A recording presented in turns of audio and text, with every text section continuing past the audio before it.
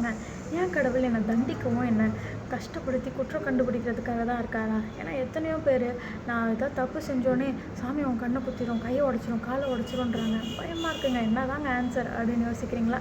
இதை கேளுங்க. ஏன்னா நான் தப்பு செய்கிறத போட்டு குத்தம் கண்டுபிடிச்சி நீ இவ்வளோ மோசம், நான் உன்னை தண்டிக்க போகிறேன் அப்படின்னு சொல்கிறதுக்காகவா தேவன் அவரோட பரிசுத்தமான மகனை எனக்காக பூமிக்கு அனுப்பி ஏன் பாவங்கள் சாபங்கள் எல்லாத்துக்கான தண்டனையும் கொடுத்து அவர் மரித்து 3ஆம் நாள் உயிரோடு எழுந்து அந்த வெற்றியை எனக்கு கொடுக்கணும்?